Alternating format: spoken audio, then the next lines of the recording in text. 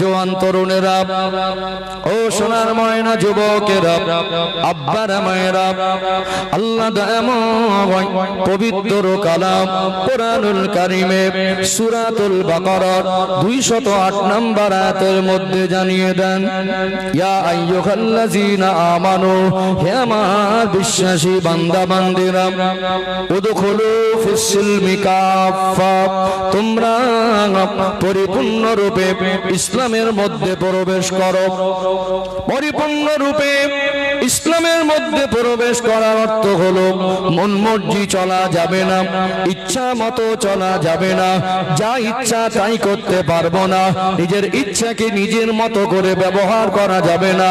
আল্লাহ দয়াময় যে আদেশ আর নিষেধ গুলো করেছেন আমার আপনার নবী নূর নবী দয়ার নবী মায়ার নবী রাহমাতাল লিল আলামিন আমাদের রাসূল যে আদেশ আর নিষেধ গুলো করেছেন সেগুলোকে মেনে নিয়ে আমালে জিন্দেগিতে বাস্তবায়ন করার নামই হলো পরিপূর্ণরূপে ইসলামের মধ্যে প্রবেশ করা। কেন আমরা আল্লাহর হুকুমগুলো মানতে পারি না? কেন আমরা আযান হলে দুনিয়ার ব্যতিব্যস্ততা ছেড়ে আল্লাহর ঘর মসজিদে হাজিরা দিতে পারি না? আল্লাহ পাক তিনি কোরআনুল কারীমে ঘোষণা দিলেন ওয়ামা মিন দাব্বাতিন ফিল আরদি ইল্লা আলাল্লাহি রিজকুহা। আল্লাহ পাক বলেন দুনিয়া আমি আল্লাহ দয়াময় যাদেরকে প্রেরণ করেছি, যাদের রিজেকে দরকার, রিজেকের জিম্মাদারি আমি আল্লাহ নিজে গ্রহণ করেছি, রুজির মালিক আল্লাহ।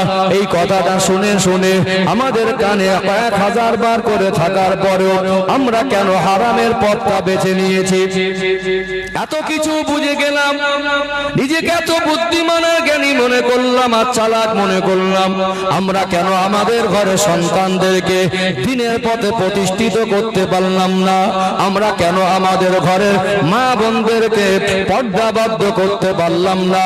একটু নিজের জীবনের ত্রুটি বিচ্যুতি গুলো সংশোধনের জন্য একটু ভাবা দরকার আছে না নেই? আছে না নেই? আছে না? ও ভাইজানেরা, সোনার মানিক যুবকেরা, আব্বারা মায়েরা, আল্লাহ দয়াময় পবিত্র কালাম কোরআনুল কারীমে সূরা আলে ইমরানের 102 নম্বর আয়াতের মধ্যে জানিয়ে দেন ইয়া আইয়ুহাল্লাযীনা আমানু ইত্তাকুল্লাহা হাক্কা তুকাতি। হে আমার বিশ্বাসী বান্দা বান্দিরা আমি আল্লাহকে ভয় করার মতো ভয় করো। ওয়ালা তামুতুন্না ইল্লা ওয়া আনতুম মুসলিমুন। ওরে আমার বান্দা বান্দি মরতে যদি হয় পরিপূর্ণ মুসলমান না হয়ে মৃত্যুবরণ করো না। খুব গভীরভাবে মন দিয়ে একটু উপলব্ধি করার চেষ্টা করুন।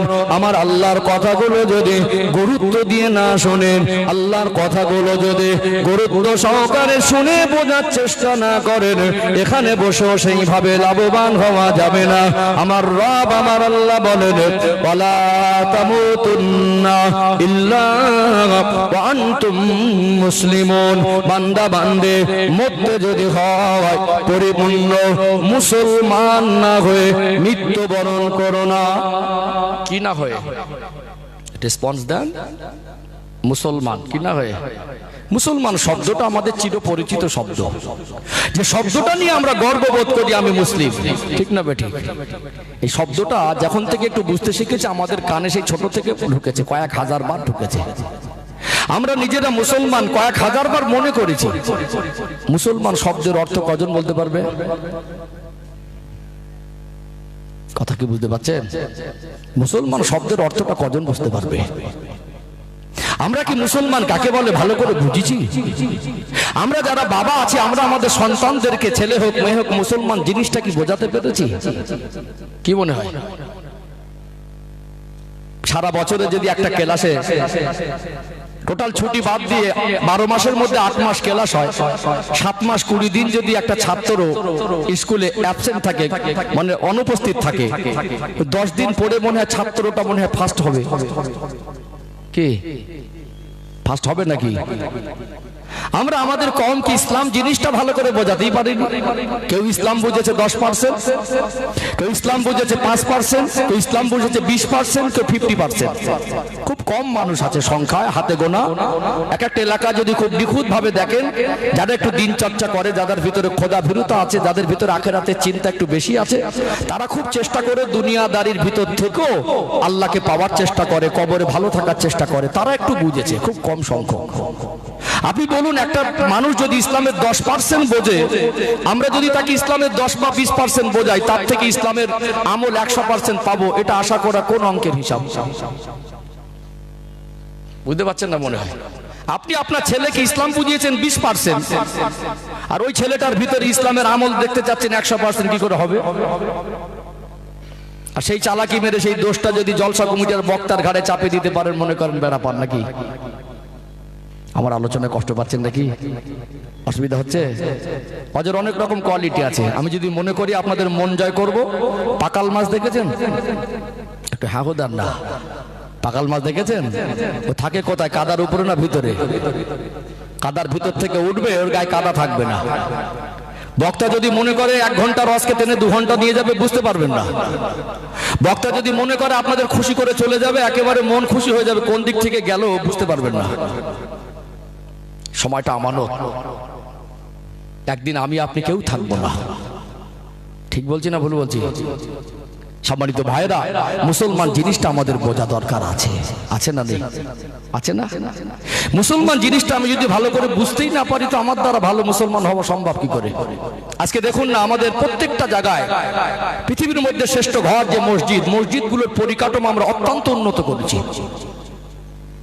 একটা মানুষ দিন আনা দিন খাওয়া, দিনের বোঝা মাথায় থাকলেও এত ভালোবাসা আল্লাহর ঘরের প্রতি, যা 5,000 টাকা দেবো, হয় না? 10,000 টাকা দেবো, আবেগ করে দেয়। দিনের বোঝা মাথায় আছে। মসজিদগুলোকে আমরা গ্রানাইট, টাইলস, মার্বেল, এসি দিয়ে চকচকে ঝকঝকে করে, ঝাড়বাতি, ফল সিলিং, কত উন্নত। কিন্তু মসজিদ কি ভর্তি হচ্ছে? আমরা মসজিদকে উন্নতি করে মসজিদ ভর্তি করার চেষ্টা করছি। কিন্তু যদি আমরা মুসল্লির মনের মধ্যে মসজিদ ঢোকাতে পারতাম, ওই মসজিদটা যদি তালপাতা ছাউনি হতো, এসি যদি নাও হতো, মার্বেল গ্রানাইট যদি না থেকে যে চট বিছানো হতো, মসজিদ ভরে যেত। আমরা মসজিদটাকে পরিকাঠামো করে মুসল্লিকে আকর্ষিত করার চেষ্টা করছি, কিন্তু মুসল্লির মনের মধ্যে মসজিদ ঢোকাতে ব্যর্থ হয়েছি। আমার কথা কি বুঝতে পারছেন? ঝিমানো ভাব লাগছে কেন বুঝতে পারিনি। শেষ করে দেবো তাড়াতাড়ি। আমি এই সপ্তাহে আজকে মালদা থেকে ফিরেছি। উত্তরবঙ্গে ঠান্ডা একটু বেশি, এখানকার তুলনায় অনেক বেশি ঠান্ডা। আমি বলছিলাম যে জলসায় বসেছি বলে ঠান্ডা লাগবে, এখান থেকে উঠে গেলে কি ঠান্ডা থেকে বাঁচতে পারবেন নাকি? ঠান্ডার সময় যদি ঠান্ডা না হয়, বর্ষার সময় যদি বর্ষা না হয়, গরমের সময় যদি গরম না হয়, সেটা আমাদের জন্য ভালো না। ওয়েদারের গতিতে যদি ন্যাচারাল ভাবে স্বাভাবিক ভাবে চলতে না দেয়, ওয়েদার যদি ব্যতিক্রম ভাবে পরিবর্তন হয়, তার ইফেক্ট প্রাকৃতিক ভাবে অনেক কিছু ক্ষতিগ্রস্ত হয়। এই জন্য আমরা এখান থেকে উঠে গেলেই যে ঠান্ডার হাত থেকে বেঁচে যাবো, এটাও না। এই জন্য এখানে বসে ঝিম ধরার কিছু নেই। একটা আওয়াজ দেন না, নারায়ে তাকবীর। খাইয়ে নেবো নাকি? আরেকটা আওয়াজ দেন, নারায়ে তাকবীর। মাশাআল্লাহ মাশাআল্লাহ, মন থেকে বলছি, অসুবিধা হচ্ছে নাকি? মন থেকে কথা বলার জন্যই আলে হয়ে বসা এখানে। কারণ আমি এখান থেকে ডিউটি পালন করতে আসিনি, দায় সারা কাজ না, এখানে আমার হক আদায় করার ব্যাপার আছে। ও ভাইজানেরা, সোনার মানিক যুবকেরা, আব্বার মায়েরা, আল্লাহ পাক কুরআনুল কারীমে সূরা আলে ইমরানের 102 নম্বর আয়াতের শেষে বলেন, ওয়ালা তামুতুন্না ইল্লা ওয়া আনতুম মুসলিমুন। বান্দা বান্দে মরতে যদি হয়, পরিপূর্ণ মুসলমান না হয়ে মৃত্যুবরণ করো না। এই পরিপূর্ণ মুসলমান হতে গেলে, মুসলমান কাকে বলে, মুসলমান শব্দের অর্থটাকে, মুসলমান কি জিনিস সেটা যদি নিজে জানতে না পারি, মুসলমান কাকে বলে সেটা যদি বুঝতে না পারি, বলুন তো দেখি নিজেকে কি পরিপূর্ণ মুসলমান বানানো সহজ হবে? সহজ হতে পারে না। মুসলমান শব্দের অর্থ হলো আত্মসমর্পণকারী। যারা শিক্ষিত মানুষ আছেন, এডুকেটেড পারসন আছেন, হয়তো আমার কথাটা বুঝতে পেরেছেন। এই বাক্যটা একটু হার্ড, একটু ব্যাখ্যা দেওয়া দরকার আছে না নেই? আর একটু যদি খুলে বলি, যে মানুষটা তার নিজের ইচ্ছায় তামাম কুল কায়নাতের স্রষ্টা সেই রবের কাছে স্বইচ্ছায় আত্মসমর্পণ করতে পারে, ওই ব্যক্তিটাকে মুসলমান বলা হয়। এই আত্মসমর্পণের একটু ব্যাখ্যা আমি দুটো পয়েন্ট যদি উদাহরণ দেই একেবারে পরিষ্কার হয়ে যাবে। আত্মসমর্পণ কি জিনিস এটা জানা দরকার আছে না নেই? যেটা মুসলমান মনে করেন, এই মুসলমান বা মুসলিম শব্দটা এটা বাংলা শব্দ নয়। বাংলায় যদি এটা শব্দ অর্থ করেন তাহলে আসবে আত্মসমর্পণকারী। যিনি রবের কাছে আত্মসমর্পণ করে আমার আল্লাহ তাকে মুসলমানের দলভুক্ত করে দেয়। জোরে বলুন সুবহানাল্লাহ। আমরা যেটা মুসলমান হিসেবে জানি সেটা বাংলায় হবে নিজের ইচ্ছায় রবের কাছে আত্মসমর্পণ করা। আত্মসমর্পণের দুটো বিষয়, দুটো উদাহরণ দিলে পুরো পরিষ্কার হয়ে যাবে ইনশাআল্লাহ। ও ভাইজানেরা, সোনার মানিক যুবকেরা, আব্বারা মায়েরা, দুটো উদাহরণ দেব আত্মসমর্পণের, সহজে বুঝে আসবে মুসলমান কাকে বলে। একটা মানুষ যদি রোজার নিয়ত করে সারাদিন অনেক কষ্টের কাজ করে, মাটি কোপানোর কাজ করে, প্রচন্ড রোদের মধ্যে একটু ভারী খাটাখাট নিয়ে কাজ করে, পানি পিপাসার ক্ষুধা বেশি লাগবে না কম লাগবে? বেশি লাগবে।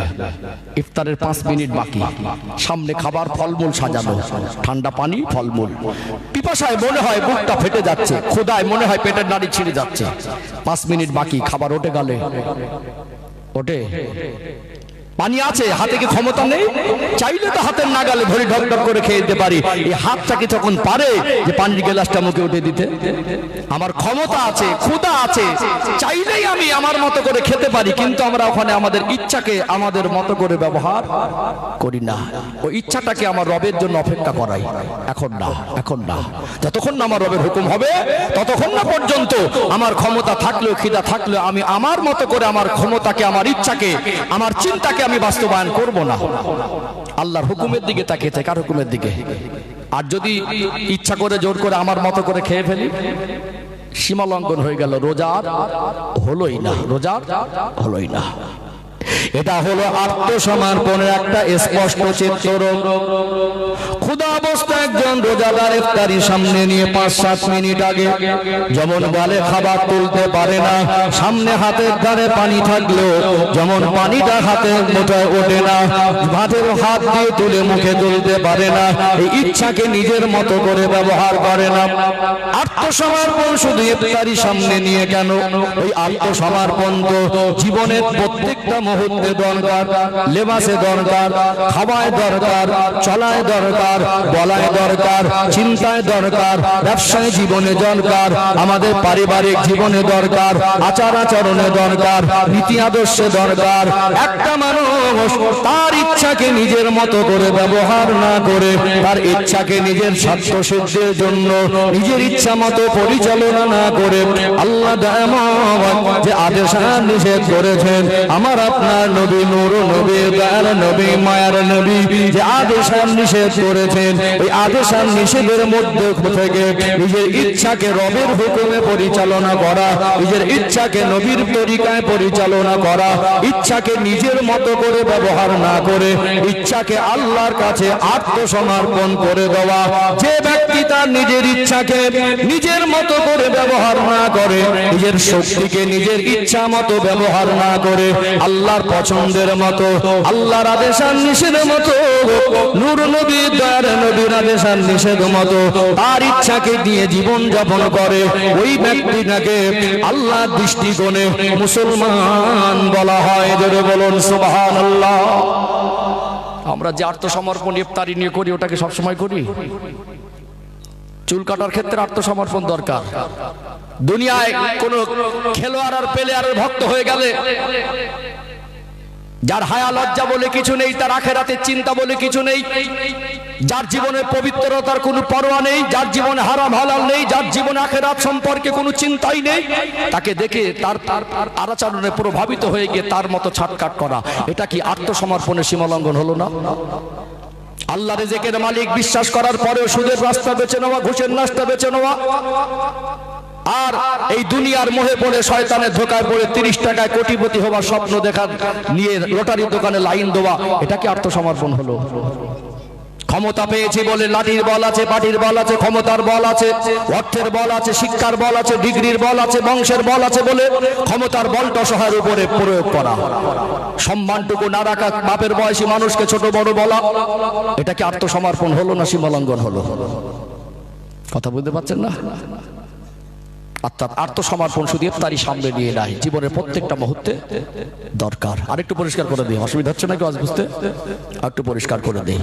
ও ভাইজানেরা, সোনার মানিক যুবকেরা, আব্বারা মায়েরা, আত্মসমর্পণ মানে আল্লাহর কথা মতো চলতে হবে, নবীর কথা মতো চলতে হবে, নিজের ইচ্ছাকে নিজের মতো করে চালানো যাবে না, কোরআন মোতাবেক হাদিস মোতাবেক চালাতে হবে। আর একটা উদাহরণ দিলে আর একটু পরিষ্কার হয়ে যাবে। ও ভাইরা বাবাজিরা, দুনিয়াতে আমাদের নিজের মাল সম্পদ, জমি জায়গা, ঘর বাড়ি গাড়ি, আমরা কখনো প্রয়োজন অনেক সময় বিক্রি করে দেই কি দেই না?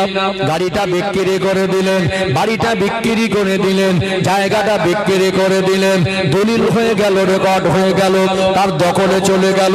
আপনি আপনার চুক্তি অনুযায়ী ন্যায্য পাওনাটা বুঝে পেয়ে গেলেন। বিক্রি করা জিনিসে কি আর কোনো অধিকার বাকি থাকবে?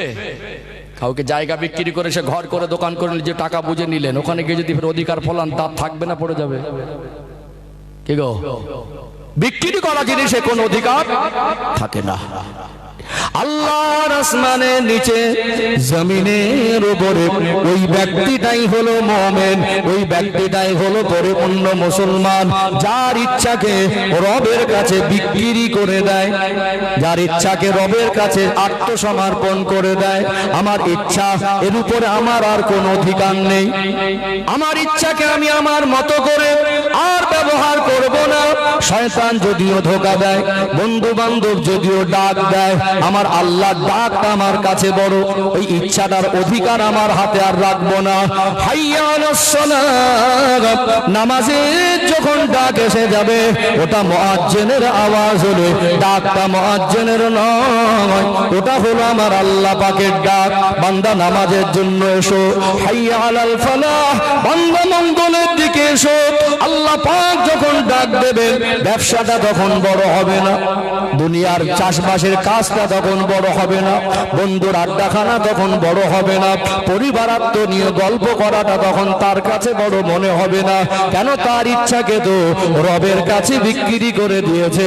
আমার আল্লাহ ডেকেছেন মনে, ইচ্ছাকে আল্লাহর মতো করে, আল্লাহর কথা মতো করে ব্যবহার করা, ইচ্ছাকে রবের কাছে বিক্রি করে দিতে হবে। বিশ্বাস করুন, একটা মানুষ দুনিয়ার মাল সম্পদ, গাড়ি বাড়ি জমি জায়গা বিক্রি করে একটা মানুষ টাকা পয়সা সম্পদ পায়। দুনিয়ার কোন মানুষ যদি তার ইচ্ছাকে রবের কাছে বিক্রি করে দিতে পারে, বিনিময় আমার আল্লাহ তার জন্য আল্লাহ পাকের দয়ার জান্নাতের হকদার বানিয়ে দেয়। এই দুনিয়ায় যতদিন আল্লাহ হায়াতে রেখেছেন, নিজের ইচ্ছাকে যদি রবের কাছে বিক্রি করে দিতে পারি, নিজের ইচ্ছাকে যদি রবের কাছে আত্মসমর্পণ করে দিতে পারে, বিনিময় আমার আল্লাহ তার জন্য জাহান্নামকে হারাম করে দেয়। জোরে বলুন সুবহানাল্লাহ। একটা মানুষ যদি সে আত্মসমর্পণ করতে পারে, একটা মানুষ যদি তার ইচ্ছাকে রবের কাছে বিক্রি করে দিতে পারে, ওই মানুষটাকে আমার আল্লাহ তখন একটা সম্মান মকাম দেন, একটা মর্যাদা সম্মানিত করেন। তিনি শুধু তখন মুসলমান নয়, আমার আল্লাহ বলেন, বান্দা আমি আল্লাহর কাছে তুই আত্মসমর্পণ করেছিস, তুই তোর ইচ্ছাকে দুনিয়ার মায় পড়ে, শয়তানের ধোকায় পড়ে, নফসের খায়সাতে পড়ে, দুনিয়ার মায়া জালে জড়িয়ে তুই তোর ইচ্ছাকে তোর মতো করে ব্যবহার না করে, তোর জীবনে আমি আল্লাহ ছাড়া তোর কাছে কিছু বড় নয়, আমার রাসূল ছাড়া তোর কাছে কিছু বড় নয়। ওরে আমার বান্দা, ওরে আমার বান্দি, এই ত্যাগের বিনিময়ে আজ থেকে আমি আল্লাহ তোকে আমার মুমিন বান্দা বান্দিদের দলভুক্ত করে দিলাম।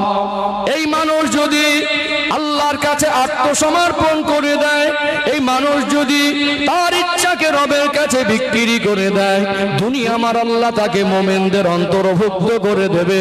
আর মোমেনদের জন্য আমার আল্লাহ কোরআনুল কারীমে বলেন, ওয়া কানা হাক্কান আলাইনা নাসরুল মুমিনিন। বান্দা বান্দে, তোমরা যদি মোমেন হয়ে যেতে পারো, আমি আল্লাহর পক্ষ থেকে তোমাদের জন্য সাহায্যের দরওয়াজাটা 24 ঘন্টার জন্য উন্মুক্ত হয়ে যাবে।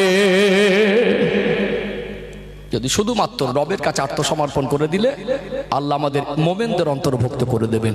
আমাদের জন্য আল্লাহর পক্ষ থেকে আমার আল্লাহ তিনি আমাদের সাহায্যের দরজাটা উন্মুক্ত করে দেবেন। জোরে বলুন, আলা তাহিনু আলা তাহজানু ওয়া আনতুমুল আ'লাউনা ইন কুনতুম মুমিনিন। আল্লাহ বলেন তোমরা মুমিন হয়ে যাবে। দুনিয়ার শক্তি, দুনিয়ার ব্যক্তি, দুনিয়ার কোন ক্ষমতাশীল তাদের ক্ষমতা প্রয়োগ করে তোমাকে ক্ষতি আর অপমান করতে পারবে না। পৃথিবীতে একটা মানুষ তার জীবনে যা অর্জন করে, অর্জনকৃত যা কিছু আছে, সব থেকে দামি সম্পদ হলো ঈমান। কি বললাম? দামি সম্পদ হলো ঈমান। ঈমান অর্জন করতে গেলে পৃথিবীর সবথেকে দামি কিতাব, শ্রেষ্ঠ কিতাব কোরআনের আলো বাস্তবায়ন করতে হবে। করতে হবে না? পৃথিবীর জমিনে সবথেকে দামি সম্পদ ঈমান অর্জন করতে গেলে আল্লাহ সৃষ্টি জগতের মধ্যে যাকে শ্রেষ্ঠ করেছেন আমাদের সেই প্রিয় নবীর সুন্নাত তরিকা আমালে জিন্দেগিতে বাস্তবায়ন করতে হবে।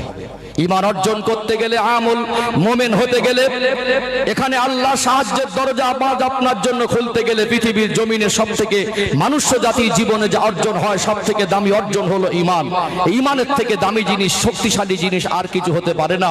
অর্থাৎ এই ঈমান এত দামি জিনিস, এই ঈমান অর্জন করতে গেলে পৃথিবীর জমিনের একমাত্র রবকে পাওয়ার পথ, ইন্না দীনা ইনদাল্লাহিল ইসলাম, আল্লাহর পথ, ইসলামের পথটাকে প্রতিষ্ঠিত করতে হবে নিজেকে।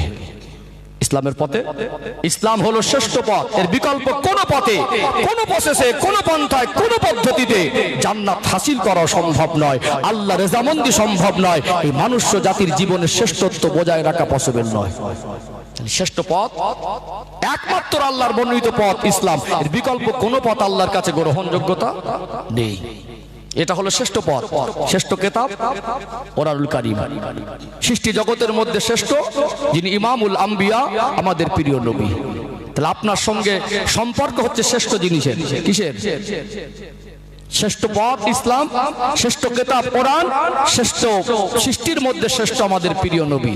ঠিক বলছি না ভুল বলছি? এই তিনটে সম্পর্কের মাধ্যমে আপনি আপনার সৃষ্টিকর্তা রবের সন্তুষ্টি পেয়ে যাবেন। রব আপনাকে মোমেন বানিয়ে দেবে, আপনার ভিতরে একটা ক্ষমতা অর্জন হবে, আপনার জীবনে একটা সম্পদ অর্জন হবে, ওটা হলো ঈমান। এর থেকে দামি জিনিস মানুষ্য জাতির জীবনে কিছু নেই। ঈমান ব্যতীত, ঈমান ছাড়া মানুষের জীবন সফলতার জীবন নয়। বুঝতে পারছেন? জানি না আমার বক্তব্য কতটা নিতে পারছেন। বিভিন্ন পরিবেশে কথা বলি তো, অনেক সময় এডুকেটেড পার্সনরা থাকে। বাংলার মানুষ ওই একটু গজল বলে কাঁপিয়ে দিলে, একটু সাদামাটা ঘটনা বলে কাঁদিয়ে দিলে মনে করো ওটা ভীষণ ব্যাপার। আমার কথা কষ্ট পাচ্ছেন নাকি? আমি পারি। দুঃখের কথা বললে মানুষ কাঁদবে, হাসানো কথা বললে মানুষ হাসবে। হাসানো কাঁদানো বড় নয়, আমার কমকে দিনের পথটা বোঝানো বড় জিনিস। আমার কথা বুঝতে অসুবিধা হচ্ছে নাকি? অসুবিধা হচ্ছে? তাহলে আমাদের জীবনের শ্রেষ্ঠ অর্জন, সব থেকে দামি সম্পদ ঈমান। ঈমান ছাড়া জীবন সফলতার জীবন নয়। ঈমান অর্জন করতে গেলে, মোমেন হতে গেলে শ্রেষ্ঠ জিনিসের সঙ্গে আমার আপনার সম্পর্ক করতেই হবে। কোরআনের পথ ছাড়া বিকল্প কোনো পথে মোমেন হওয়া যায় না। নবীর সুন্নাত তরিকা বাদ দিয়ে বিকল্প কোনো তরিকায়, দুনিয়ার কোনো মানে খেলোয়াড় প্লেয়ার, দুনিয়ার কোনো চলচ্চিত্রের কোনো নামধারী মানুষের অনুসরণ অনুকরণ করে মোমেন হওয়া যায় না। ইমানদার হতে গেলে, মোমেন হতে গেলে, জীবনের শ্রেষ্ঠত্বটা অর্জন করতে গেলে, নিজের জীবনের নাজাতের সম্পদ অর্জন করতে গেলে, জাহান্নাম থেকে বাঁচার জীবন অর্জন করতে গেলে পরিপূর্ণ নিখুঁত আর খাঁটি ঈমান দরকার। এর জন্য একটাই পথ, আল্লাহর পথ, ইন্না দীনা ইনদাল্লাহিল ইসলাম। এখানে বসে বসে ফজর পর্যন্ত প্রমাণ করে দেবো, হাজার হাজার প্রমাণ করা সম্ভব যে ইমানি পাওয়ার পৃথিবীর জমিনের শ্রেষ্ঠ পাওয়ার। ইমানি পাওয়ার পৃথিবীর জমিনের শ্রেষ্ঠ পাওয়ার। এখানে হাজার বার প্রমাণ করা সম্ভব ইমানি পাওয়ার শ্রেষ্ঠ পাওয়ার। চার পাতা বাংলা লেখাপড়া শিখে অনেক সময় ইসলাম বিরোধী মন্তব্য করে, নির্বোধ, বোঝে না ইসলামের জ্ঞান তো অর্জন হয়নি। পৃথিবীর জমিনে কোরআনুল কারীমের থেকে শ্রেষ্ঠ কিতাব যদি কিছু না থাকে, এর থেকে শ্রেষ্ঠ কোরআনুল কারীমের জ্ঞান অর্জনকারীর থেকে শ্রেষ্ঠ জ্ঞানী পৃথিবীতে আর কিছু হতে পারে না। আমাদের চিন্তা চেতনা সংকুচিত হয়ে গেছে। কি হয়ে গেছে? সংকুচিত, ছোট হয়ে গেছে। আমরা মনে করি কোরআন শিক্ষা মনে দেখে দেখে কোনো রকমে পড়তে পারলেই ওটাই শিখে গেছি, ওটাই ওই পর্যন্ত, আর গভীরতায় পৌঁছাতে চাই না। আমরা মনে করি কোরআনুল কারীমের শিক্ষা মানে যদি কোরআনের হাফেজ হয়ে মুখস্থ হয়ে যায় কোরআন শিক্ষা হয়ে গেল। আমরা মনে করি কোরআনুল কারীমের শিক্ষা মানে আমাদের কোন একজন ভালো আলেম হয়ে যদি কোরআনুল কারীমের আয়াতগুলো আরবিক টু বাংলা করে বুঝিয়ে দিতে পারে, ব্যাখ্যা দিয়ে তাফসীর করে, ওটাই শিক্ষা হয়ে গেল না। কোরআনুল কারীমকে নিয়ে গবেষণা করে মানুষ বৈজ্ঞানিক হতে পারবে। কোরআনুল কারীমকে নিয়ে গবেষণা করে মানুষ পৃথিবীর শ্রেষ্ঠ জ্ঞানী হতে পারবে। কোরআনুল কারীমের পথ ধরে মানুষের জীবনের শ্রেষ্ঠত্ব অর্জন করে তার জীবন শ্রেষ্ঠ পবিত্র করতে পারবে। কোরআনুল কারীমের পথ ধরে তার জীবনের ঈমানি শক্তি অর্জন হবে, ওই শক্তির কাছে পৃথিবীর কোনো শক্তি টিকবে না, কখনো পসিবল নয়। আমার ভারতবর্ষের ইসরোর বিজ্ঞানী যখন চন্দ্রযানকে চাঁদে ল্যান্ড করলো, গোটা ভারতবর্ষ তাকিয়েছিল টিভির পর্দায়, তাকিয়েছিল না? দেশের প্রধানমন্ত্রী রাত জেগে অপেক্ষা করছিল কখন ভারতবর্ষের বিজ্ঞানীদের সফলতা আসবে। ভারত গোটা বিশ্বের মানচিত্রে মাথা উঁচু করে বলবে আমার ভারতবর্ষের বিজ্ঞানীরা চন্দ্রযানকে চাঁদে পাঠিয়ে সেখানে ল্যান্ডফল সফল করেছে। আমি ভারতবাসী হিসাবে যারা আমার দেশের বিজ্ঞানী তাদেরকে নিয়ে আমি নিজেও গর্ববোধ করি। তবে আমি এটা বিশ্বাস করি ঈমানি পাওয়ার ঊর্ধ্বে পৃথিবীর কোনো পাওয়ার নয়। বিজ্ঞানের আবিষ্কার দেখে আপনার কখন আশ্চর্য হয়, রকেট আবিষ্কার হলো, কম্পিউটার আবিষ্কার হলো, স্যাটেলাইট আবিষ্কার হলো, ইন্টারনেট আবিষ্কার হলো, আপনি বিজ্ঞানের আবিষ্কারের ক্ষমতা দেখে কখন আশ্চর্যজম্বিত হয়েছেন? আপনার নিজের পাততলার মাটি আপনি তো ফড়িয়ে ফেলেছেন। আপনি তো আপনার নিজেকে মুসলমান বলে দাবি করেন, মুসলমান কাকে বোঝেন না, এই কোরআনের পথ ধরে চলার দাবি করেন, কোরআনের শিক্ষার গভীরতা বুঝলেন না, কোরআনুল কারীমের গবেষণাগার খুলতে পারলাম না, কোরআনুল কারীমের একটা শ্রেষ্ঠ ছাত্র হতে পারলাম না, নিজের হৃদয়ের ভিতরে কোরআনুল কারীমের মহব্বত জাগা দিতে পারলাম না, তা আপনি কোরআনুল কারীমের মর্যাদা কি বুঝবেন? একজন মোমেন তার ক্ষমতা দ্বারা, একজন মোমেনের ওসিলা আল্লাহ যেটা করে, একজন মোমেনের ঈমানি শক্তিতে যেটা হয়, কিয়ামত পর্যন্ত গোটা বিশ্বকে চ্যালেঞ্জ দেন পৃথিবীর বিজ্ঞানের বাবা 14 পুরুষের ক্ষমতা হবে না, মোমেনের দ্বারা যেটা হবে বিজ্ঞান সেটা পারবে না। কথা কি বুঝতে পারছেন? দুটো একটা বলে দেই, তো অনেকে আবার যারা শিক্ষিত মানুষ আছেন আবার নাক মুখ ছিটকায়। সবাইকে এক পাল্লায় তুলবেন না, ওই জন্য আলেমের সোহবতে বসা দরকার আছে। মনে করো হাফেজ আলেম হওয়া মানে মাদ্রাসায় গিয়ে মসজিদে গিয়ে ইমামতি করবে, মাদ্রাসায় শিক্ষকতা করবে, রোজার মাসে ভিক্ষার ঝুলি নিয়ে বেরোবে, এরকম একটা চিন্তাধারা আমাদের সমাজের কিছু মানুষের ভিতরে ন্যারো মাইন্ড হয়ে গেছে। আপনি তো নির্বোধ, আপনার হৃদয়ে ইমানের নূরের দরজাটা বন্ধ হয়ে রয়েছে। কি বোঝেন আপনি? আপনার শিক্ষাকে, ডিগ্রিকে আমি সম্মান করি। পৃথিবীতে যদি আমার আল্লাহ 200 বছর পানি বর্ষণ বন্ধ করে দেয়, বিজ্ঞানের বাবা 14 পুরুষের ক্ষমতা আছে পানি বর্ষণ করে পৃথিবীর মানুষের প্রয়োজন মেটাবে? আছে? পারবে? এই দুনিয়ায় সৃষ্টি জগতের মধ্যে যার সঙ্গে রবের সম্পর্ক যত বেশি, সৃষ্টি জগতের মধ্যে তার দাম তত বেশি। রুটটা বুঝে নেন, তাহলে আজ বুঝতে সুবিধা হবে। আল্লাহ সৃষ্টির তামাম কুল কায়নাতের স্রষ্টা একমাত্র আমার রব, আমার আল্লাহ। যা কিছু আমরা চোখে দেখি, যা কিছু সৃষ্টি জগৎ আছে চোখে দেখিনি, যেগুলো বিশ্বাস করেছি সবই আল্লাহর সৃষ্টি। আল্লাহ তামাম কুল কায়নাতকে তিনি পরিচালনা করেন। ইন্নাল্লাহা আলা কুল্লি শাইইন কাদির, নিশ্চয়ই আমার রব, আমার আল্লাহ সর্ববিষয়ে শক্তিমান।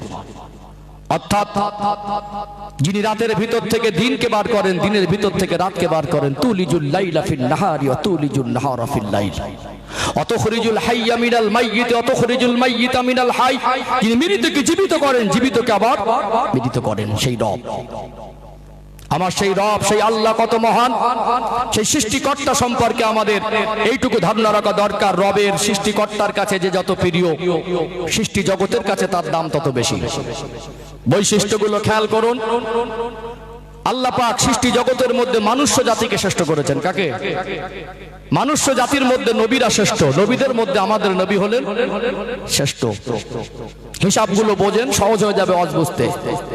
আল্লাহ সৃষ্টি জগতের মধ্যে আমার রব মহান আল্লাহ, তিনি কেমন? আমাদের প্রিয় রাসূল নবী ব্যতীত দুনিয়ার কোন নবী দেখিনি। আল্লাহর অত কাছাকাছি আমার নবী আর আল্লাহ ছাড়া আর কেউ নয়। সব থেকে আমার নবীর সম্মান বেশি। সাধারণ মানুষ আর নবীদের ক্যাটাগরি আলাদা। আমরা যে কোয়ালিটি কোয়ান্টিটির মানুষ, নবী রাসূলরা সেই কোয়ালিটি কোয়ান্টিটির মানুষ নয়। তাদের জীবনে স্পেশাল কিছু বৈশিষ্ট্য আছে। তাদের জীবনের স্পেশাল কিছু বৈশিষ্ট্য আছে। যারা নবী হন তাদের জীবনের তিনটে বড় বৈশিষ্ট্য। এক নাম্বার, নবীদের চরিত্র হয় পবিত্র। দুই নাম্বার, নবীদের কাছে ওহী আসে। তিন নাম্বার, আল্লাহ নবীদের ভিতরে মুজিজা দেন। কি দেন? মুজিজা দেন। চরিত্র পবিত্র সংক্ষিপ্ত যদি ব্যাখ্যা দেই, এই দুনিয়ায় আল্লাহ পাক লক্ষাধিক নবী রাসূলকে পাঠিয়েছিলেন। নবীদের জীবনটা অস্বাভাবিক, অসাধারণ। আমাদের জীবন স্বাভাবিক জীবন, অসাধারণ জীবন না, সাধারণ জীবন।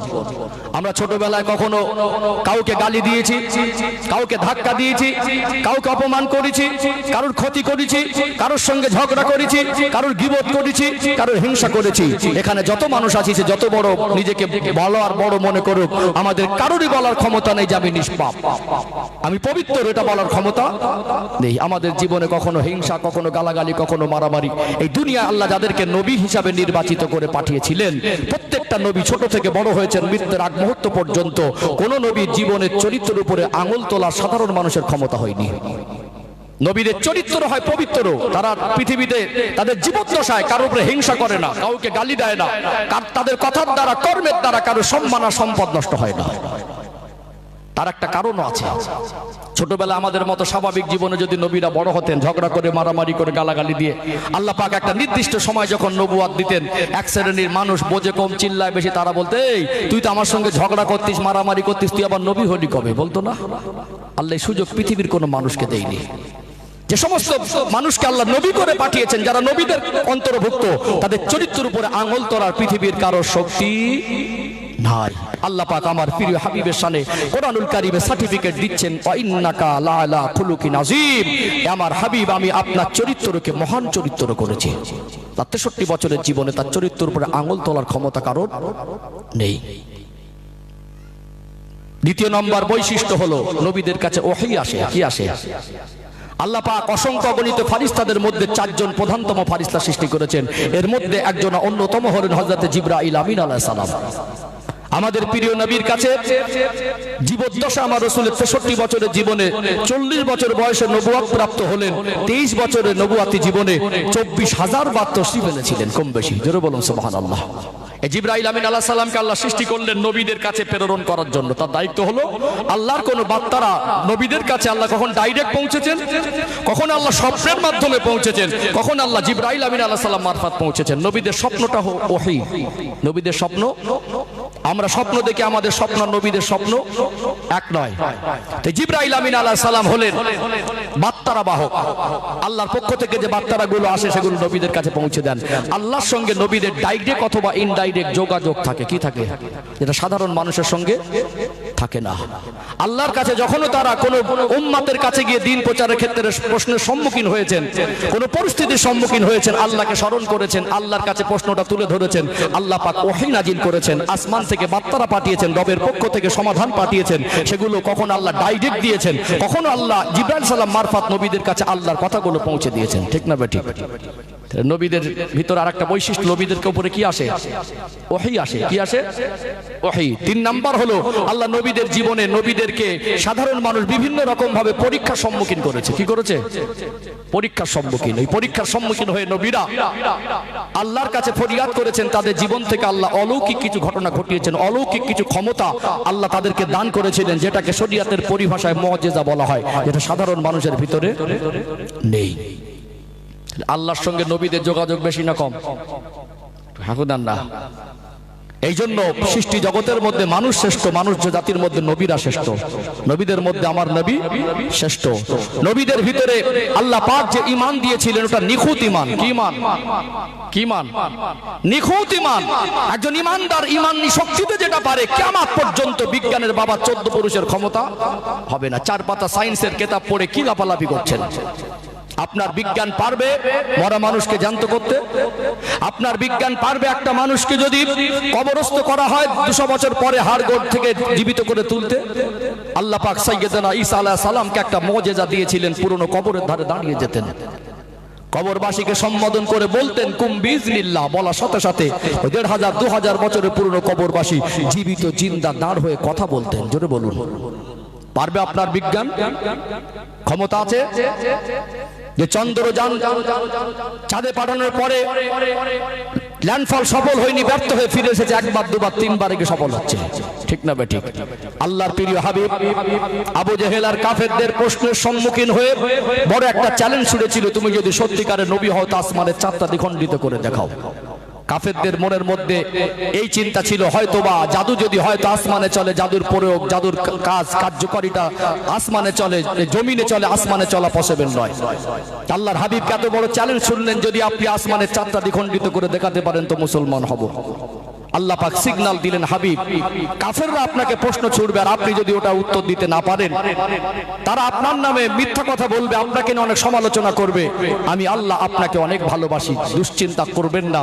মুচকে হেসে বলে দেন, আপনার কাজ হবে আঙ্গুল ইশারা করার, আমি আল্লাহর কাজ হবে চাঁদটাকে দ্বিখণ্ডিত করা। আবু কুবাইস পাহাড়ে দাঁড়িয়ে আল্লাহর প্রিয় হাবিব আসমানের দিকে তাকিয়ে চাঁদকে লক্ষ্য করে শাহাদাত আঙ্গুল ইশারা করেছেন। আল্লাহ পাক আসমানের চাঁদটা দ্বিখণ্ডিত করে দিয়েছেন। কিয়ামত পর্যন্ত বিজ্ঞানের বাপদাদা 14 পুরুষ পারবে? পারবে? ইমানি শক্তিতে যেটা হয় কিয়ামত পর্যন্ত সেটা হবে না। আপনি বলছেন নবীদের কথা বলছেন, নবীদের পরে মর্যাদা যদি সাহাবীদের হয়, সাহাবীদের পরে মর্যাদা আল্লাহ ওয়ালা বা যদি মোমেনদের হয়, আল্লাহ পাক তাদের জীবনে এরকম কিছু ঘটনা করে ঘটিয়ে রেখেছেন। একটা মানুষ সে যদি তার চেহারা কুৎসিত হয়, একটা মানুষ সে যদি তার জামাটা তালি দেওয়া ছেঁড়া হয়, ওটা যদি সুন্নাত তরিকায় হয়, সে যদি বিরিয়ানি না খেয়ে ডাল ভাত খায় হালাল টাকায় হয়, সে যদি ঘুষখোর আর সুদখোর আর জালেম না হয়ে সে যদি সৎ আর দিনদার আর নামাজি হয়, পাতা ছাউনির নিচেও থাকে, আল্লাহ পাক তাকে মোমেনের দরজা দিতে পারে। পারে না? কখনো দেখা যায় আজ থেকে 20 বছর 30 বছর 50 বছর 70 বছর আগে পিছিয়ে যান, আল্লাহ কখনো অনাবৃষ্টি খরা দিয়েছে? দিয়েছে না দেয়নি? দিয়েছে না?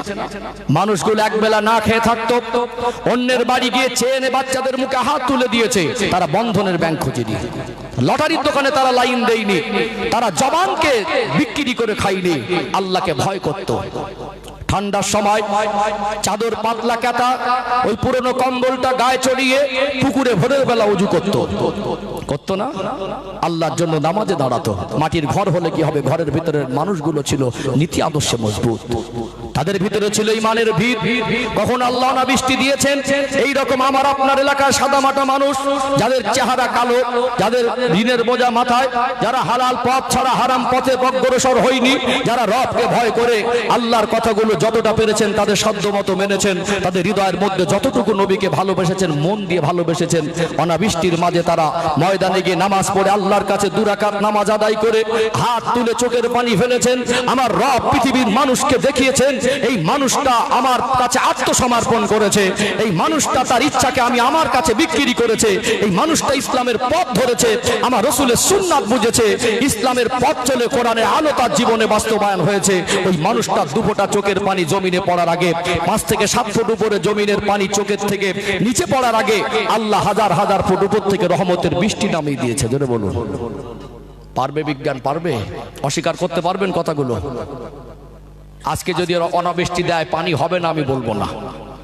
আজকে এত ডাক্তার, এত ধনী, এত জ্ঞানী, এত বুদ্ধিমান, এত নামাজি, এত মুসল্লি, এত দিনদার, আমরা ময়দানে গেলে পানি হবে না বলবো না। তবে তারা যে কনফিডেন্ট, আত্মবিশ্বাস নিয়ে ময়দানে গিয়ে পানি নিয়ে বাড়ি ফিরেছিল, আমাদের সেই কনফিডেন্ট আত্মবিশ্বাসটা কমজোর হয়ে গেছে। তার মানে আমরা ইমানি ভাবে দুর্বল হয়ে পড়েছি। বুঝতে পারছেন নাকি? কি গো, বুঝতে পাচ্ছেন? আমি জাস্ট একটু লাইন ধরে বুঝিয়ে দিলাম। আল্লাহর সঙ্গে যার সম্পর্ক যত বেশি হবে, সৃষ্টি জগতের কাছে তার দাম তত বেশি হবে, তার সম্মান তত বেশি হবে। টাকার বলে সম্মানী হওয়া যায় না, রাজত্বর বলে সম্মানী হওয়া যায় না, বাদশাহীর ক্ষমতা দিয়ে সম্মানী হওয়া যায় না, সুন্দর চেহারা নিয়ে সম্মানী হওয়া যায় না।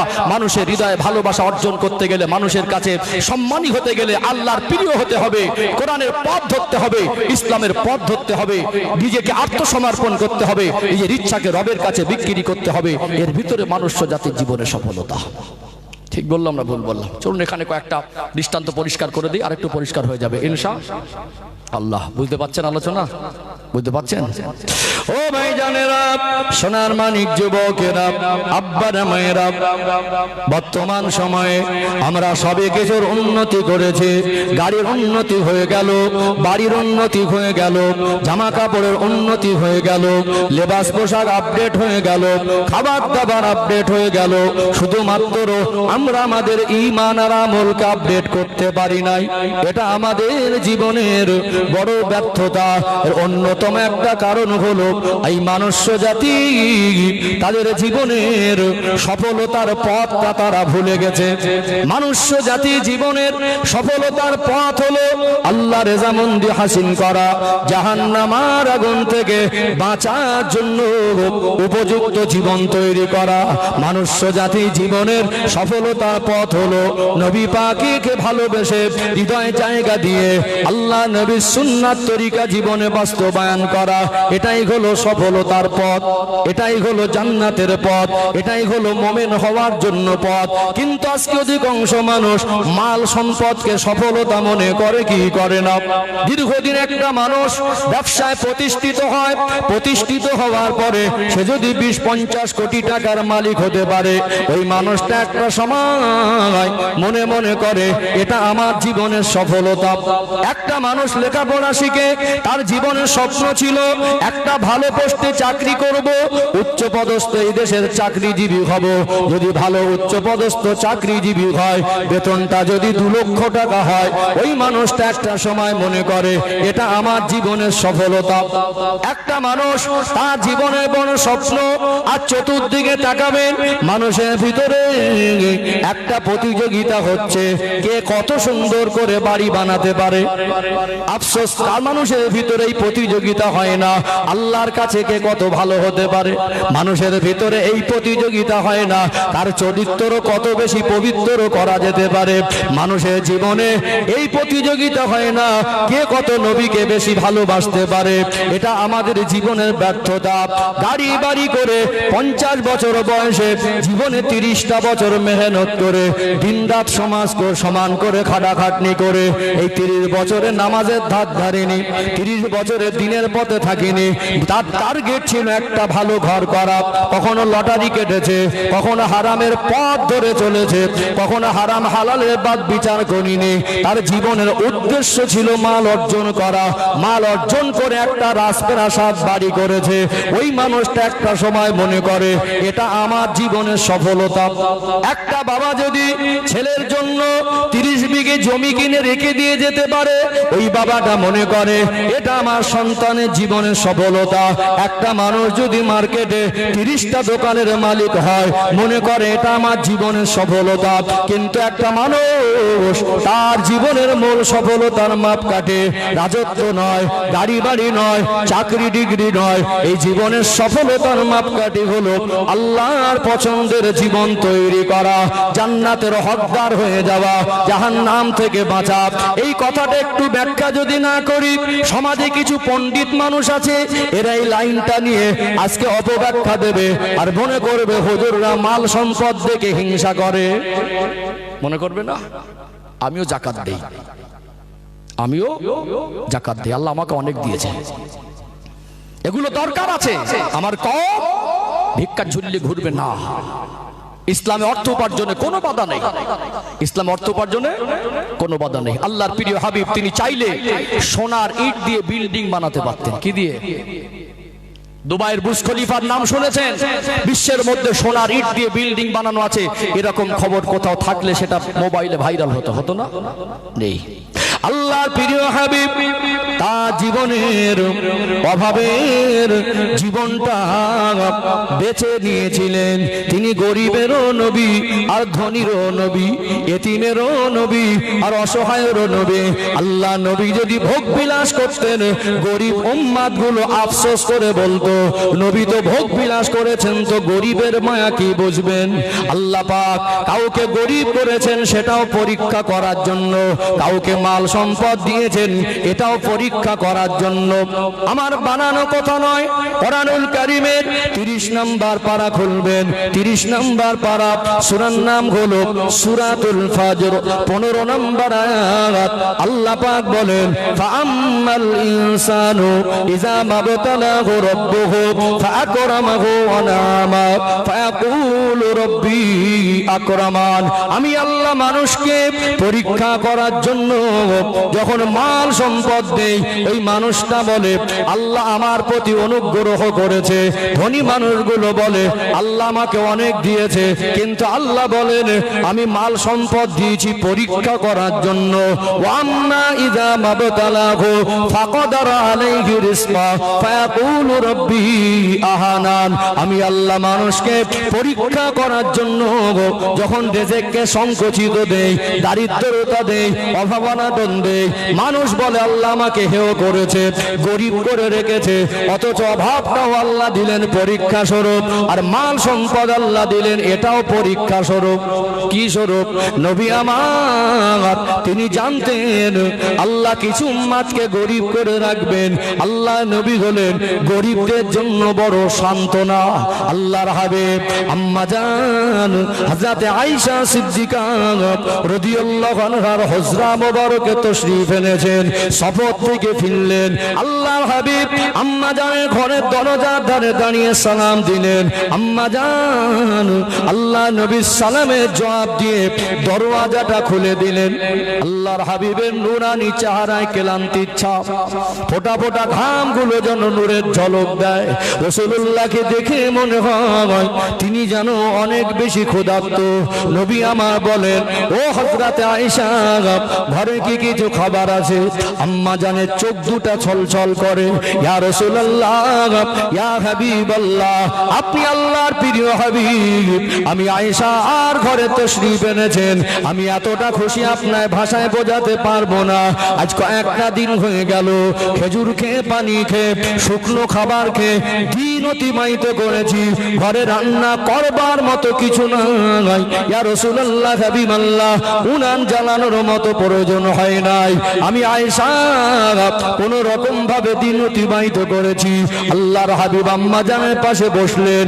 আয়েশা, আমি নবী হলে তো আপনার স্বামী, দুনিয়া একটা স্ত্রীর স্বামীর কাছে অনেক চাওয়া পাওয়া, আশা আকাঙ্ক্ষা থাকে, দামি দামি অলংকার, উন্নত মানের খাবার, আর মন পছন্দের জামা কাপড় পোশাক দিতে পারি না। এর জন্য তুমি কি দুঃখিত? আম্মা জান আল্লাহর নবীর পূর্ণিমার চাঁদের মতো চমকানো চেহারার দিকে তাকালেন। ইয়া রাসূলুল্লাহ, ইয়া হাবিবাল্লাহ, আমি আয়েশার মা বাপ আপনার কদমে কুরবান হয়ে যাক। ইয়া রাসূলুল্লাহ, আমি আয়েশা, আমি এতটুকু বুঝি আল্লাহ আমাকে তার প্রিয় হাবিবের স্ত্রী হওয়ার সুযোগ দিয়েছে।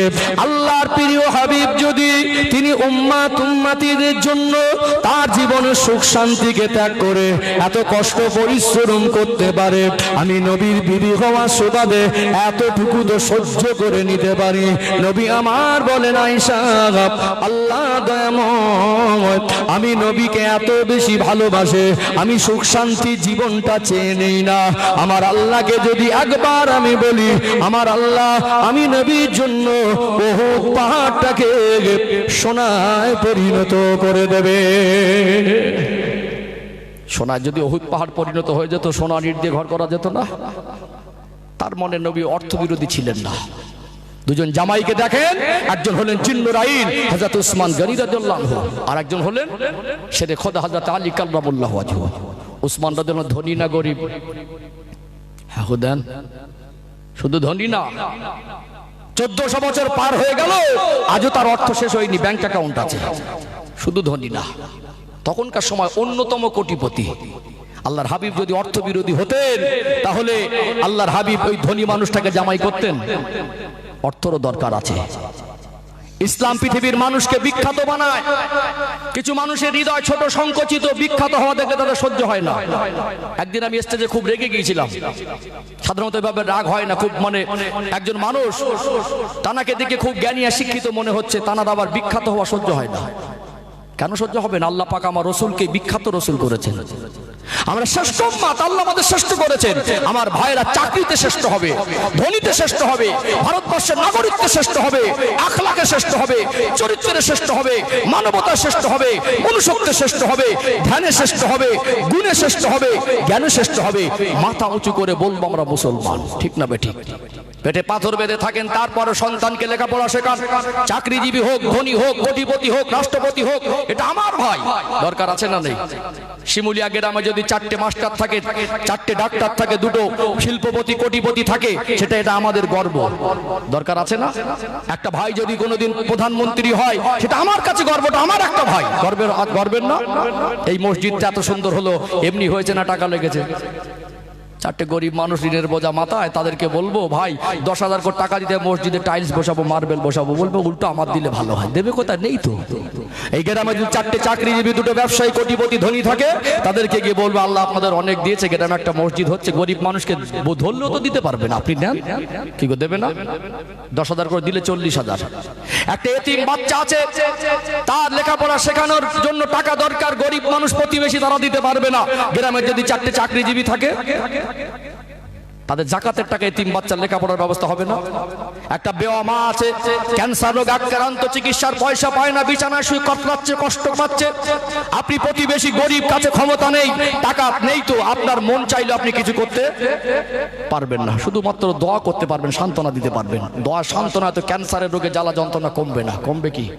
কিন্তু আমার ভাই যদি কোটিপতি হয়, একজন যদি এলাকার সেরা নেতা হয়, একজন যদি মাস্টার হয়, একজন যদি ডক্টর হয়, ওদের জাকাতের টাকা একটা ক্যান্সার রোগে আক্রান্ত একটা মা জ্বালা যন্ত্রণা থেকে কিছুটা নিষ্পত্তি পাবে, তারও মুখে হাসি ফুটবে।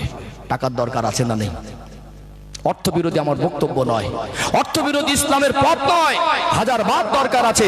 আল্লাহ পাক নিজেই বলেছেন ইন্নাল্লাহ হাশতারা মিনাল মুমিনিনা আনফুসাহুম ওয়া আমওয়ালাহুম বিআন্না লাহুমুল জান্নাহ। আল্লাহ পাক মোমেনের কিনে নিয়েছে, মোমেনের জন্য আল্লাহ তার জান আর মাল নিয়েছেন, বিনিময়ে আল্লাহ তাকে জান্নাত দেবে। আমাদের টাকা থাকলে দান করব, টাকা থাকলে হজ করব, টাকা থাকলে যাকাত দেব, টাকা থাকলে কুরবানি করব, টাকা থাকলে গরিবের পাশে দাঁড়াবো, টাকা থাকলে ইসলাম প্রচারে কাজে আসবে, টাকা থাকলে দ্বীনের ধর্মীয় কাজে আসবে। আর জলসাটা হলো, এতেও টাকা খরচা হয়েছে না হয়নি? থাকলে তো দেবে, না থাকলে কোথা থেকে দেবে? মন মানে নেই, মন আছে, টাকা নেই, হবে কি করে? মন থাকলেই তো জলসাটা হবে না।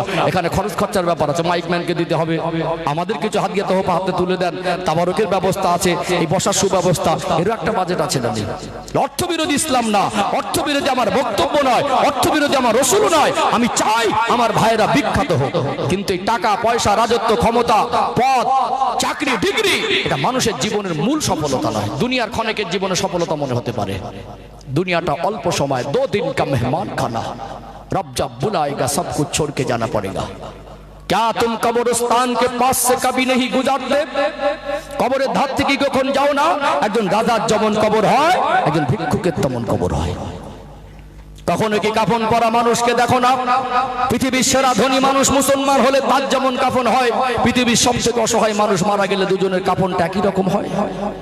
পৃথিবীর শ্রেষ্ঠ জায়গা মসজিদ, আফজালুল ইবাদাতে ইবাদাতুস সালাহ, শ্রেষ্ঠ ইবাদত নামাজ। আল্লাহ বলে বান্দা শ্রেষ্ঠ জায়গা মসজিদ, শ্রেষ্ঠ ইবাদত নামাজ, আর নামাজের ভিতরে তোমাদের জন্য শ্রেষ্ঠ শিক্ষাগুলো রেখেছি। বৈষম্য নেই কালো ফর্সায়, ধনী গরিবে, রাজা প্রজাতে। এখানে মসজিদে এসে সামনে যদি ভিক্ষুক দাঁড়ায়, পিছনে রাজা গিয়ে ধাক্কা মেরে পিছনে সরিয়ে দিতে পারবেন, পিছনে দাঁড়াতে হবে। আপনি যতই দেখতে সুন্দর হন, আপনার পাশে সব থেকে কুৎসিত মানুষটা দাঁড়িয়ে গেলে ওকে ধাক্কা মেরে সরিয়ে দিতে পারবেন না। এর নাম হলো ইসলাম। বৈষম্যর কোনো অপশন নেই। ঠিক বলছি না ভুল বলছি? তাহলে মরে গেলে রাজত্ব, ক্ষমতা, বাদশাহী, টাকা পয়সা, মাল সম্পদ আমাকে নাজাত করে দিতে পারবে না। এই জীবনে আমার ইসলামের আলো দরকার, এই জীবনে নবীর ভালোবাসা দরকার, এই জীবনে আত্মসমর্পণ দরকার। এই জীবনটাকে রবের পছন্দের হওয়াটাই সফলতা। খুব সংক্ষেপে 2টো পয়েন্ট বলে 5টা মিনিট মধ্যে ইনশাআল্লাহ শেষ হবে, 5 থেকে 7 মিনিটের মধ্যে ইনশাআল্লাহ। অসুবিধা হচ্ছে নাকি? আলোচনা বুঝতে পারছেন? কি গো, একটু হাহুর দেন, তাকবীর দেন তো। না রে তাকবীর,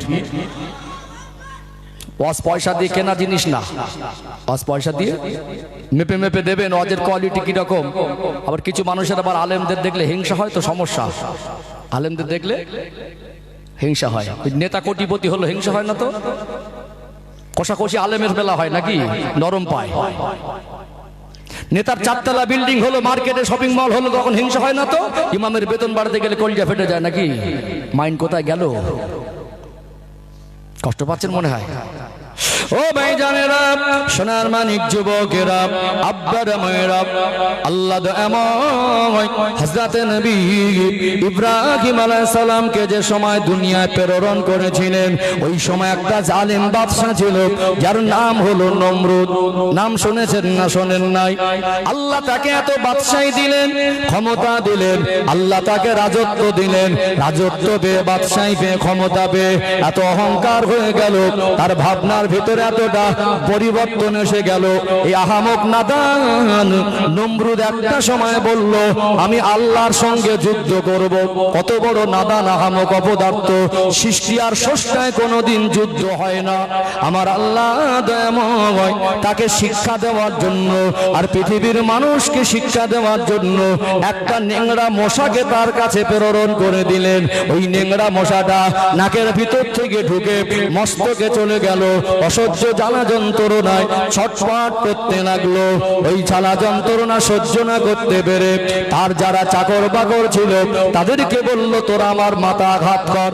যতক্ষণ মাথায় বাড়ি মারে ততক্ষণ যন্ত্রণা বন্ধ থাকে। একটা সময় যন্ত্রণা যত বাড়তে থাকে তত বলে, জোরে জোরে মার। ওই আমার আল্লাহ পৃথিবীর মানুষকে বোঝালেন, অহংকার হলো আল্লাহর চাদর, কোন মানুষের জন্য অহংকার নয়। ইন্নাহু লা ইউহিব্বুল মুস্তাকবিরিন, নিশ্চয়ই আমার আল্লাহ অহংকারীকে পছন্দ করেন না। আল্লাহ পাক বুঝিয়ে দিলেন পৃথিবীর মানুষ, ও নাদান নিজেকে এত বড় শক্তিশালী মনে করেছে, ও আল্লাহর সঙ্গে যুদ্ধ করা তো দূরের কথা, আল্লাহর একটা সৃষ্টিজীব মাখলুক, একটা অসুস্থ মশার সঙ্গে যুদ্ধ করার ক্ষমতা ওর ভিতরে নেই। আছে? নেই। ওর বাদশাহী রাজত্ব, ক্ষমতা, মাল সম্পদ ওকে নাজাত করে দিতে পারবে? হাকুদান না। ওর রাজত্ব, ক্ষমতা, অর্থ, ওর সফলতা এনে দিতে পেরেছে? পারেনি। ব্যর্থ জীবন। যে বেলাল রাদিয়াল্লাহু আনহু কিরীতদাস গোলাম, তার নামে 1 শতক জমি নেই, তার নামে কোনো ব্যাংক অ্যাকাউন্ট নেই। যত মানুষ এখানে বসে আছেন, পকেটে হাত দিলে মনে হয় 10টা টাকাও থাকলে মনে হবে 10 টাকার মালিক। ব্যক্তিগতভাবে 10 দিরহামেরও মালিক নয়। চেহারা সুন্দর নয়, কোনো দামি বাংশের ট্যাগ নয়। যে কিরীতদাস গোলাম, আজ পশু হাটে গরু ছাগল বিক্রি হয়। আজ থেকে 1400 বছর আগে জাহিলিয়াতের যুগে মক্কার জমিনে তদানীন্তন সময়ে গরু ছাগল ভেড়া বিক্রির মতো মানুষ বিক্রি হতো। কিরীতদাস গোলাম, তাকে পয়সার বিনিময়ে হাতে দড়ি বেঁধে মানুষ বাজারে বিক্রি করে দিল। আর একজন কিনে আনলো, চেহারা ভালো নয়, টাকা নেই, পয়সা নেই, জমি নেই। নবী আমার দিন প্রচার করতে লাগলেন। তার কাছে মুমিন হওয়ার পথ পৌঁছে গেল। তিনি আত্মসমর্পণ করে দিলেন, হৃদয়ে কোরআনুল কারীমকে জায়গা দিলেন, আল্লাহকে জায়গা দিলেন, রাসূলকে জায়গা দিলেন, সুন্নাতের পথ বেছে নিলেন, কোরআনের আলো বাস্তবায়ন করলেন। ওই মানুষটার সম্মান, মাকাম, মর্যাদা আমার আল্লাহ দয়াময় এত বেশি বাড়িয়েছেন। 1400 বছর পার হয়ে গেল, তাকে আমরা জীবনে চোখে দেখিনি, না কোনো রক্তের সম্পর্ক, না কোনো আত্মীয়তার সম্পর্ক। আমার আল্লাহ পৃথিবীর কোটি কোটি মানুষের হৃদয়ে তার ভালোবাসার সম্মানটা জায়গা করে দিয়েছে না দেয় নাই? দিয়েছে না দেয় নাই? তার জীবনটা হলো সফলতার জীবন। আল্লাহর প্রিয় হয়ে গেলেন, নিজের ইচ্ছাকে রবের কাছে বিক্রি করে দিলেন, সাহাবার মর্যাদা পেয়ে গেলেন, রাসূলকে পেয়ে, কোরআনের পথ পেয়ে, আল্লাহর বাণী পেয়ে তিনি জীবন পরিবর্তন করার কারণে আল্লাহ দয়াময় এতটা খুশি হয়ে গেলেন, তিনি জমিন থেকে হাঁটতেন আর তানার পায়ের আওয়াজটা আল্লাহ পাকের দয়ার জান্নাতে শোনা যেত। তিনি আজান দিতেন মদিনার মসজিদে নববী শরীফে। আল্লাহ তো তানাকে পছন্দ করে ফেললেন। আমার আল্লাহ তানার উপর এত সন্তুষ্ট ছিলেন, আজান দিতেন মসজিদে নববী শরীফে, আওয়াজটা পৌঁছে যেত আল্লাহ পাকের আরশে আজিমে। ব্যাস, বসেন। আলোচনা বুঝতে পেরেছেন? কি বললাম? টাকা পয়সা দরকার আছে, চাকরি ডিগ্রি রাজত্ব দরকার আছে। আমি চাই আমার ভাইরা প্রতিষ্ঠিত হোক, বিখ্যাত হোক, কিন্তু আমাদের জীবনের মূল সফলতা হলো আল্লাহর রাজা মন্দি হাসিলের পথ, ইসলামের পথ ধরে চলা। সুন্নাতের পথ ধরে চলা, জীবনের ঘাটতিগুলো পূরণ করা। কি করা? ঘাটতিগুলো পূরণ করা। দুনিয়ার মোহে জলে পড়ে আছি, চোখ বন্ধ হয়ে গেলে মায়াজাল সব ছিন্ন হয়ে যাবে। মরণের পরে কাপড়ের পকেট হয় না। কোথায় ক্ষমতা, কোথায় রাজত্ব, কোথায় নেতা, কোথায় মাস্টার, কোথায় ডাক্তার, কোথায় ইঞ্জিনিয়ার, কোথায় ধনী, কোথায় জ্ঞানী, কোথায় মানে দুনিয়ার মানে অর্থশালী, কিছুই কাজে আসবে না। আসবে শুধু নেক আমল। এই জন্য আমরা সফলতার পথকে সামনে রাখি। এই পথ ধরেই যদি আল্লাহ কোটিপতি করে, তাতেও আমার জীবন আরো সহজ হবে। হজ করব, যাকাত দেবো, গরিবের মুখে হাসি ফোটাবো, মসজিদ মাদ্রাসা দান করব। এই যে মানুষকে উদ্বুদ্ধ উৎসাহিত করা, এখানে দান করব, এর দ্বারা 10টা মানুষ উপকৃত হবে। সাদকা জারিয়ার নেকি কিয়ামত পর্যন্ত পাবো। অর্থটাও নিয়ামত, অর্থটাও নিয়ামত। আল্লাহ আমাদের বোধ শক্তি দান করেন। বলেন আল্লাহুম্মা আমিন। কষ্ট পেলেন নাকি আলোচনায়? রাগ করলেন? আমি এরকম মেজাজেরই মানুষ। আমার মজলিসের লোক না আসলে আমার কষ্ট হয় না, বিশ্বাস করুন। আরে ভাই, ও যদি না আসে তো জোর করে ধরে আনা জিনিস না। আপনি খুশি হন না, আমার কোনো ব্যাপার নেই। আমি আমার দায়িত্ব পালন করেছি মাত্র। আমি আমার দায়িত্ব পালন করেছি। আপনার জন্য দোয়া করতে পারি, আপনাকে ভালোবাসা দিয়ে সম্মান রেখে দুটো কথা পৌঁছাতে পারি, এইটুকু আমার দায়িত্ব। আপনার জন্য দোয়া করতে পারি, আমার যতটুকু আল্লাহ দিয়েছে এইটুকু আপনাকে আমি ভালোবেসে দিতে পারি। বাকিটা আপনার। আপনার আখেরাতের জবাব আপনাকেই দিতে হবে, আমার জবাবটাও আমাকে দিতে হবে। বাবা মা দায়িত্বশীল হন, সন্তানকে ডক্টর মাস্টার করলো, নামাজি করবেন, দিনদার করবেন। কারণ ও যদি ধনী হয় কোনোদিন অহংকারী হবে না, গরিবের বন্ধু হবে। ও যদি বিচারক হয় ঘুষখোর হবে না, ন্যায় বিচারক হবে। ও যদি কোনোদিন নেতা হয় জালেম হবে না, সমাজের সেবক হবে। কথা বুঝতে পারছেন? মাল সম্পদ সবটা দুনিয়াদারির জন্য না। আপনার বিবি বাচ্চা পরিবারের জন্য, নিজের জীবনে সুখ শান্তির জন্য 60-70 বছর বাঁচবেন। জীবনে এত কষ্ট মেহনত করলেন, এগুলো দুনিয়ার জন্য। দুনিয়াটাই কি শেষ না? আখেরাত আছে। আপনার আখেরাত আছে, তার জন্য কিছু অর্থ, কিছু সম্পদ, কিছু মেহনত, কিছু সময় আল্লাহর জন্য দিতে হবে। সময় থাকলে সময় কি, বিবেক থাকলে বিবেককে ইসলামের জন্য কাজে লাগানো, অর্থ থাকলে অর্থকে ইসলামের জন্য কাজে লাগানো। দান জিনিসটা জোর করে চেপে চুপে হয় না। টাকা খরচা করবেন না। আল্লাহ পাক যদি মনে করেন যে খরচা করাবো, কোথায় পালাবেন? কোথায় পালাবেন? খরচা করবেন না মানে 50 বছর রোজগার চিকিৎসা 5 দিনে ঠাঁই পায় না, আছে না নেই? পয়সা খরচা করবেন না। একটা বাচ্চার জ্বর হলে 2000 টাকা বেরিয়ে যাবে, বুঝতে পারবেন না। ঠিক বললাম না ভুল বললাম? এই জন্য কিছু একটা অংশ আল্লাহ রাস্তায় ব্যয় করেন। আল্লাহ পাকের রাস্তায় ব্যয় করলে আল্লাহ মালে বরকত দেবে। আর সাদাকাতু রদ্দুল বালা, নবী বলছেন দান সাদকা, এই সাদকা এমন একটা জিনিস বালা মুসিবতকে রদ করে। আল্লাহ বাচ্চাদের হেফাজতে রাখবেন। যে বাবা মা তাদের জীবনের সুখ শান্তি উজাড় করে আমাদের জন্য সাজিয়ে গুছিয়ে রেখে চলে গেলেন, আর সুখ পেয়ে তাদের ভুলে গেলেন। আপনি যদি তাদের ভুলে থাকেন, আপনার মরে যাবার পরে আপনার সন্তান আপনাকে মনে